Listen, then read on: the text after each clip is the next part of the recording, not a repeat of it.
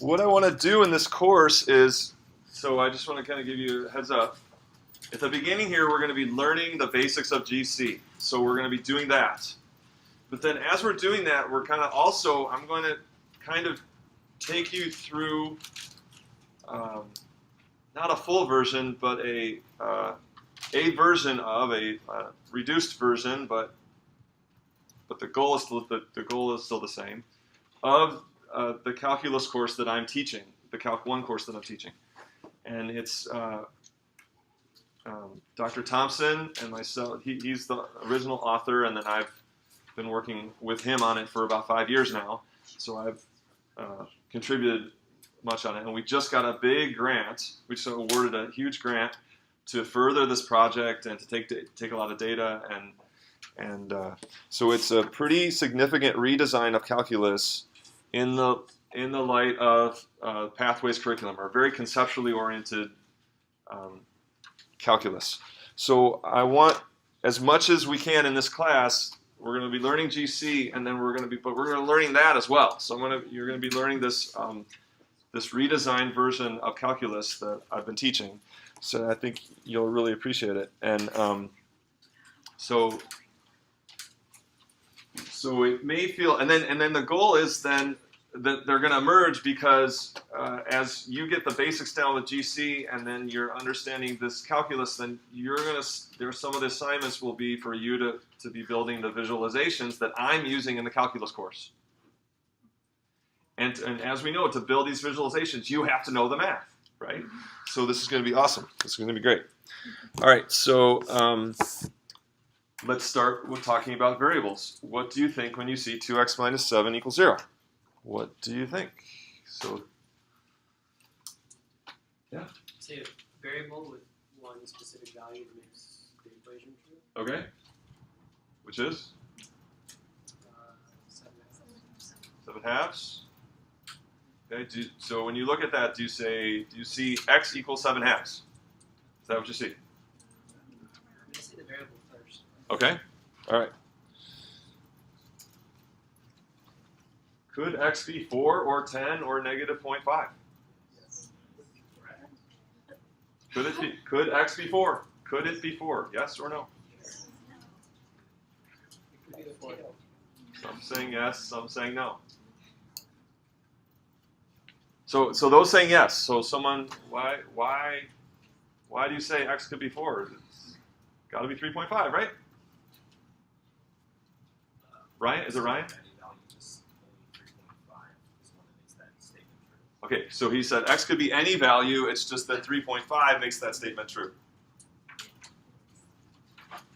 So what if x were the number of hours elapsed since your plane left the ground? The exact same x that we were just talking about.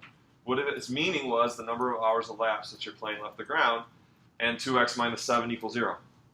Okay? So now, does that change what you think about could x be 4? And what would x equals? Jose still doesn't like it. Yeah, So could x be 4, Jose? Because in this situation, the numbers of hours elapsed since your plane left the ground, if like, I don't know how to explain it. I mean, it's true that x can be anything, but 3.5 is the value that makes it true. Okay. But in this situation, since we have this statement and like it is true and it is a real thing, then I think x can only be 3.5. Okay. All right.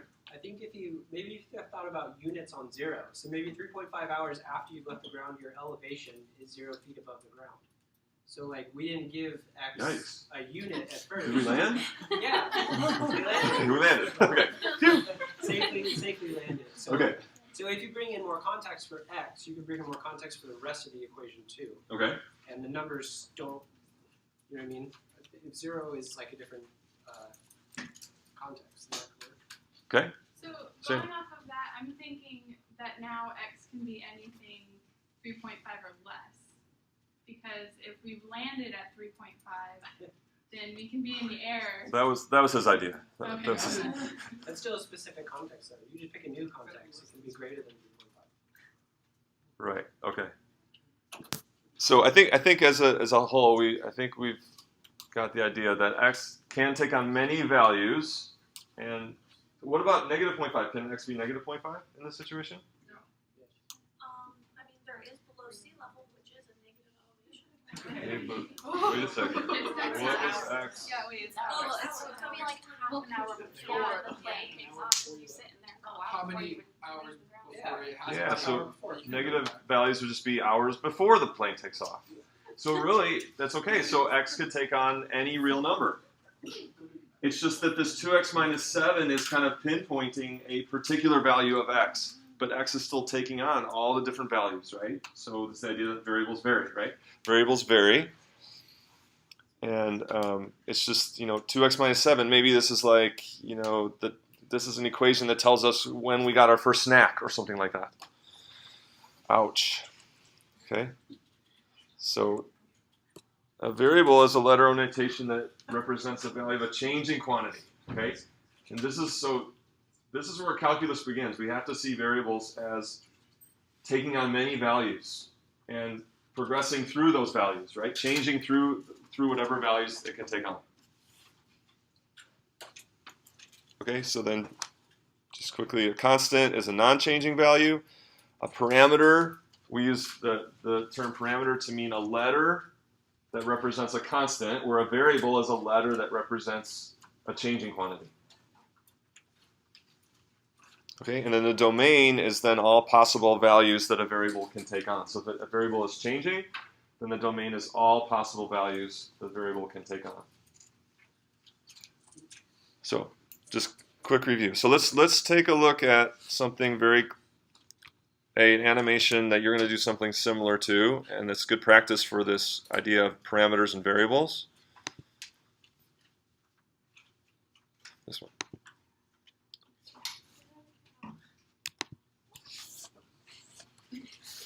Okay, so there are five letters or notations here: a, dx, left x, delta x, and x. Okay, and what we want to identify for each one of those, is it a variable? Is it symbols that represent a varying quantity, or is it a parameter, meaning it's a constant quantity? And then if it's a variable, what's the domain in this visualization? And then if it's a parameter, what is its constant value? Because parameters stand for constant values. So you can have a discussion at your table. And so let me just show you that delta x is showing the width or length of an interval of x. Do you see that? Dx likewise is showing the length or width of an interval of x, or a change in x. Okay. Left x is showing a particular value of x, as opposed to an interval of x. Does everyone see that? Okay, so discuss your tables, go through each one of these five.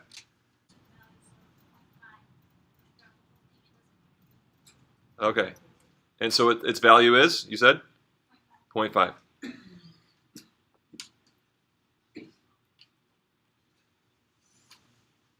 Everyone agree? Okay, next table over. Morgan, Jose, Josh, and Jordan. What did you guys say about dx? Dx. X is a variable. Why do you say it's a variable? Because it's always changing the next left x. Okay. And if it's a variable, it has a domain. So all possible values. What do you see as all possible values of dx? I guess with any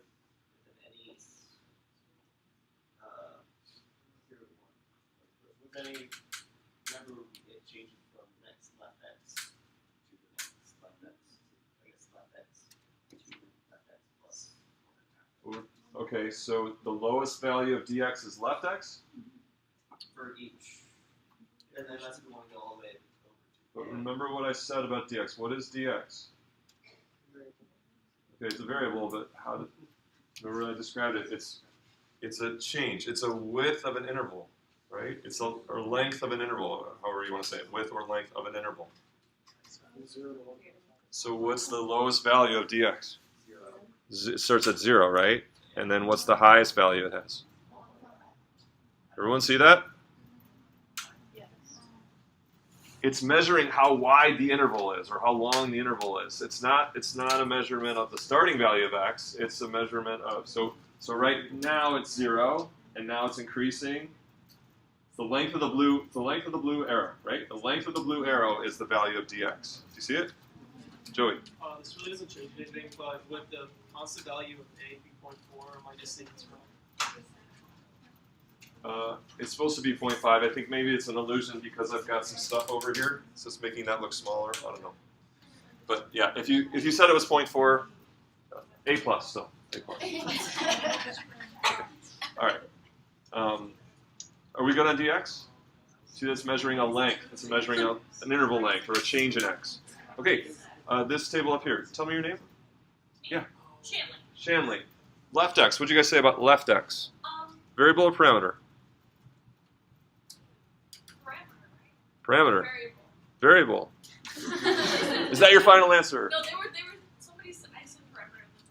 So here, it's simple idea. Is it a constant value or does the value of left x change? Changes. Therefore, variable. Variables vary.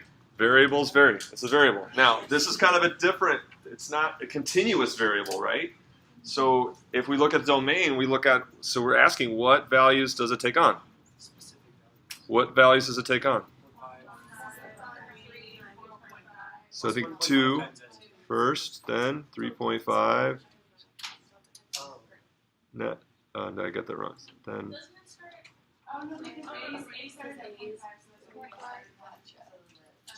you could say it starts at 0.5. I think the animation, the first time in the animation, it's 2. But so that's why I wrote 2. But if you also included 0.5, that's okay. 5, 6.5, etc. I think the last one is 14.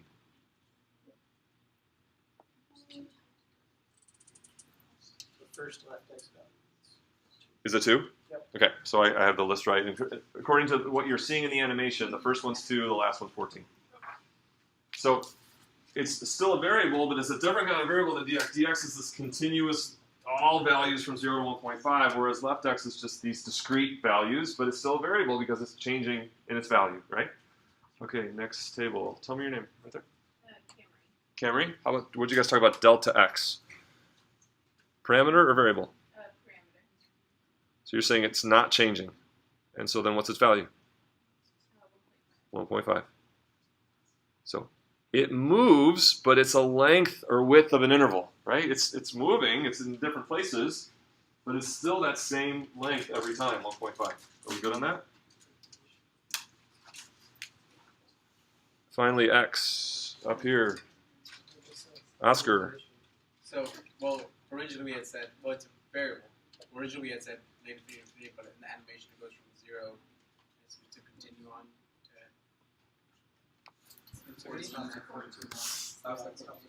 So what is the lowest value of x just in the animation? Oh, where it's stopping, where it's pointing. So 2.5. Looks like it's starting at 2.5. We were looking at the red line. That's fine. That's all right. It's hard to see without stopping it. So it's as low as 2.5 and it's as high as? I think 14 here. And every value in between, right? Questions on this little exercise? So our goal is in a month or a couple weeks that we're going to kind of progress through the calculus and see lots of meaning in this. Lots of meaning in this, which a lot of it you may have an ideas about already. Okay, but this is just a kind of a foreshadowing of things to come, and then using this as an exercise to identify changing and constant quantities. Questions on that? Okay, so can we quickly, let's look at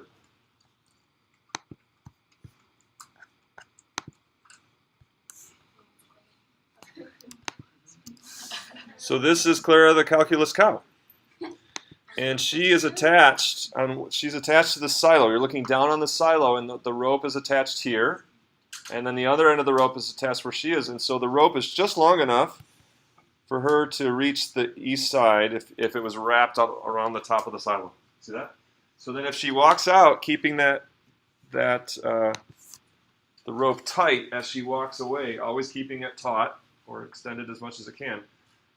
Then there's this path that emerges that's like the boundary of where she could graze. Okay, so this is the furthest she could get away if she wanted to graze around the silo.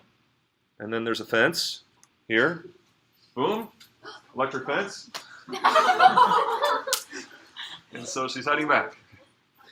We love Clara. She's okay. All right, she's okay.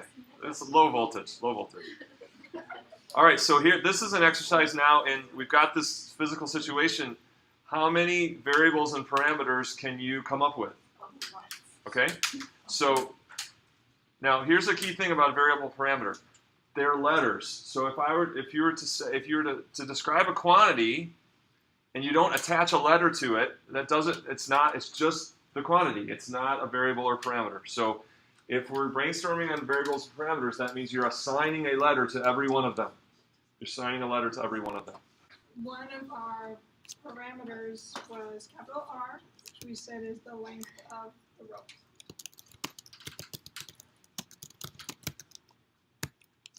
And we'll say in meters. So length of the rope in meters, valid parameter in this situation? Yes. Unchanging quantity. Okay, good. What was your favorite variable?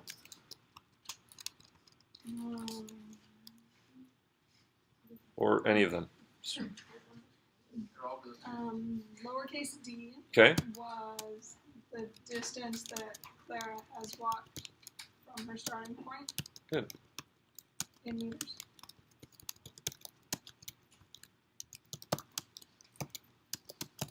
Is it specific? You know exactly what quantity he's talking about?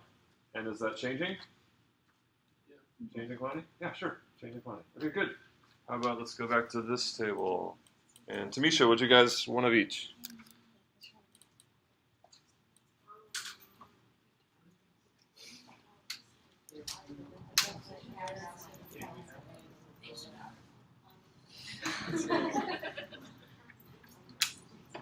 Anyone, doesn't matter.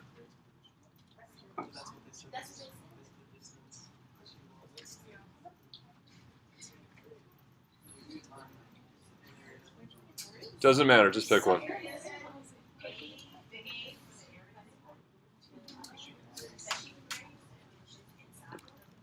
A is the total area which you could graze in.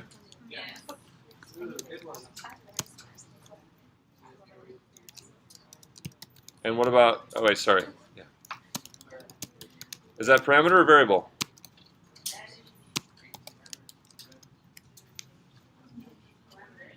Parameter, right? Total area she could graze in is parameter. There's some amount of area that she can reach, and that's not changing. How about variable, you guys?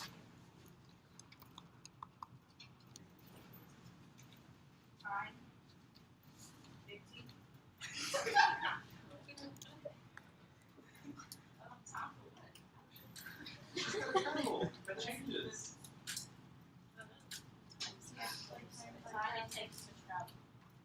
She's got to move. She doesn't teleport. Okay, and so is that time it takes to travel? Is that a variable? Time since time since Clara started moving, is that a variable? In seconds, sure. No, it has a variable. It needs a letter. A variable is a letter. So T is the time Clara has spent walking from her starting point. Yeah. It's seconds. Yeah, it's not that close. Okay, we'll go with that. All right, so for time's sake, we won't go to every table, but is there anyone dying to share a parameter that they really liked? I don't want to leave anyone out. Or how about a variable? It's just variable, you just love that variable and you got to share it. Anybody? Yeah, Brian. Why the distance Clara is from the fence? Say y is and so are you seeing that as like a y coordinate? Yeah. Y is the distance Clara is from the fence. So that's always a straight distance down perpendicular to the axis. Meters. Sure, that's good. part of her position, right? So this is not talking about position, right? This is one coordinate of her position as she walks. Okay, questions on that? So that's just for fun, but you know the difference between variables and parameters. So let's talk about the homework, the GC homework. Any questions about this? Isn't that a cool animation? Yeah. You want to see the? Yeah. So I will be showing you how you. It's very easy. The cow is represented. That's a point. The end of that rope is a point that just has has a variable location, right? So as n changes, the location of the end of the rope changes, and so that command line where I graph that point, I just took the cow image from my Finder window and just drag and drop it onto that point, and then the cow appears on that point and moves with the point. So let me just give you, let you onto something, right? So it's just, it has no idea what I'm displaying. It's just doing exactly what I'm telling it. I told it to graph a circle, and then I told it mathematically how to graph this. It's actually in two pieces, right? That blue rope is going to be in two pieces. It's going to be the part that's wrapped and the part that's straight. Okay, so let's talk about your homework, the last one on your homework.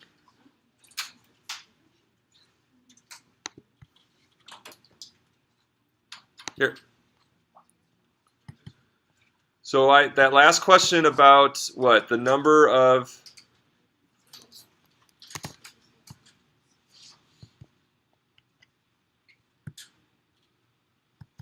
was it the remaining balance given so many payments, right? And given an interest rate. And so here I have that formula, B equals yada, yada, yada. And then here I have it as a function. Okay? So G of P, R, N, and M. And so here this is a critically important question. And as it's what I've come to realize that students don't have a firm grasp of the answer to this question. So we should ask it. It's a really, really important question. What's the difference between a formula and a function? What's the difference between a formula and a function? Here's the formula version of that remaining balance. Here's the function version of that remaining balance. What's the difference between a formula and a function? Kendall has an idea.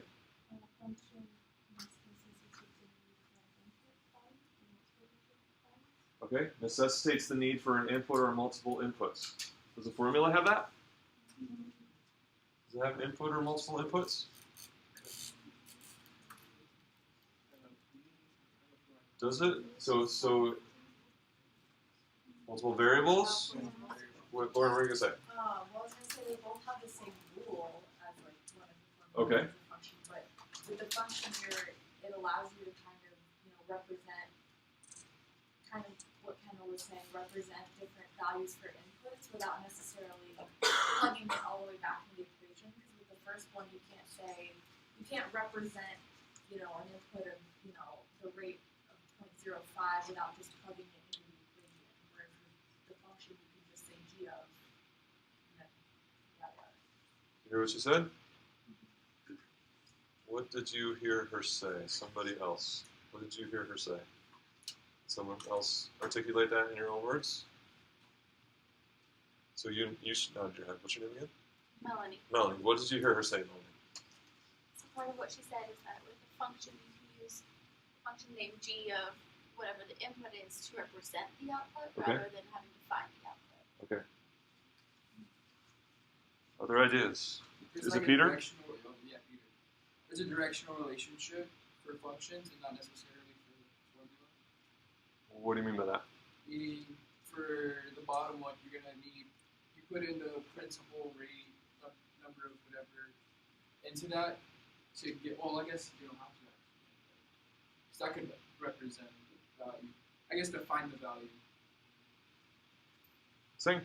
I think as a function, you don't have to have a rule to represent like a potentiality with g with whatever the input is. Okay. As a formula, you have to have both sides. Okay. I think a function doesn't have to be numeric at all. I mean, functions can represent anything in life where there's a unique output for each input. Formula, we're specifically dealing with numbers where you're plugging something in and putting something out. Okay, so and that's the context I'm talking about. So in a context like this, Oh, okay. where you have a rule, you have a mathematical rule. So then in that case, what is the difference? So yeah, so this is really good. So look at what I've put here. So if I put, I got to change this to A. So one thing in GC, if I define B here like this, and then I define a B again, it's going to ignore this one, and it's just going to take this one. You see? So I define B, and then I define it on another line B. So it's going to ignore, it's going to take the first one it comes to. It's going to ignore this one. Yeah, once it's, if it's, so it's going to, so what did it do? It just put 1 in. I didn't define any of those individual things, B, R, N, or M. So it just put 1 into all those and solved that. So I want it to show the real version of B, so I'm just going to change this to A. Okay? Does that make sense?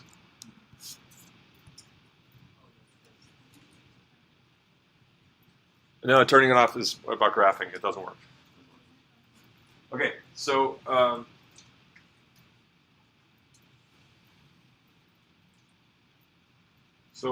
what they were saying is absolutely right. If I want to represent a particular value of B, I need to write out the whole rule with everything in there. And then that will get me the value of B. Okay?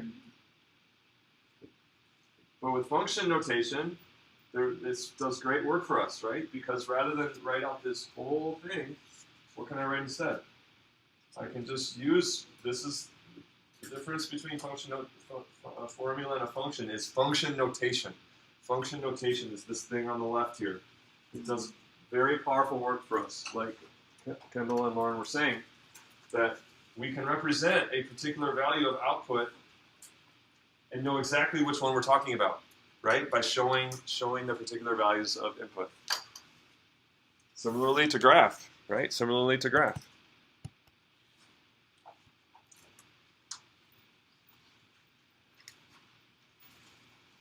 So I can just write that I want my x to be number of payments, and then for these particular values of the other variables, and then that will graph then what's this remaining balance as a function of a number of payments made.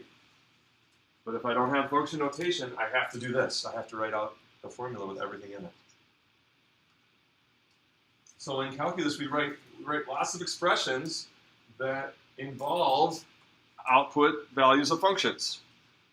And it's really nice to know exactly which output value you're talking about in terms of according to a certain input. Right? Without that, our mathematics would start getting very messy and complicated and hard to read. So this is the beauty of function notation, and this is why function notation does so much work for us. Okay?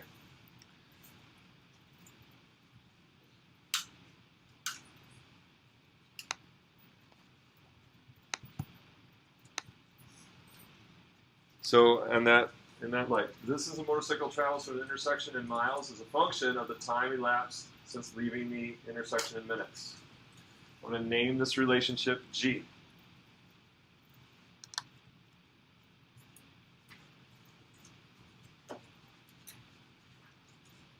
So when you saw that, what came to mind when you saw it?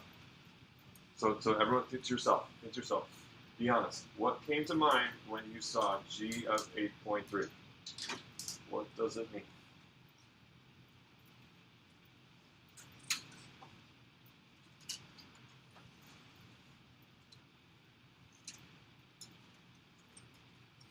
Okay, anyone want to offer up what you thought? Is it Jacob? Distance. You said a distance. Distance from. A distance from the intersection. Yeah, The Genevieve. distance from the intersection, 8.3 minutes after we left the intersection. Okay, the distance, right, so it's the distance from the intersection, 8.3 minutes after leaving the intersection. Okay, so what this kind of notation, we want to see that this is the value of the dependent variable. In this case, a number of miles of a function whose name is g, when the independent variable has a value of 8.3. So another thing about functions is we've got this name. What is g? G represents this relationship between two quantities. You don't have that with a formula. You don't have a notation, so just the g by itself represents the whole function, everything about it, the relationship of the two quantities. All right, so one more like this. So here I got this.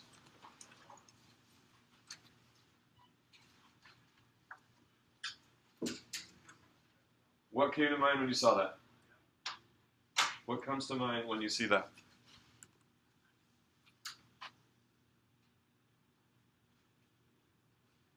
So did what came to mind, was it to do something?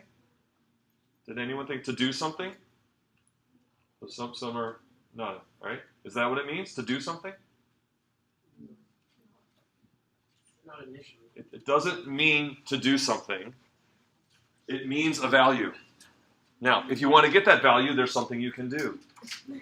Okay, but this doesn't mean to do something. I think that's how this function notation has really been framed in our curriculum. That it's commanding you to do something, to plug into and crank something out. When the reality of it is, it stands for a value whether you do anything or not. And if you want that value, then you can, yes, plug 2 in and get it. What, 18, 11. Okay, so you get 11. So that's how we want to we want to develop a really strong function mentality in this class, because calculus is utterly dependent on functions. So when you see notation like this, we want to see it as representing a value, first and foremost, representing a particular value of the dependent variable when the independent variable is that. And then if you have the rule, you can do something to get that value, right? To get that value. Okay, for homework on Tuesday, there is a packet, and it's a GC tutorial, and it's also about functions. So it's combining function understanding and knowledge with learning more about GC. You can work through that. I have office hours. You can email me questions, or I have office hours 9:30 to 11:30 Tuesday.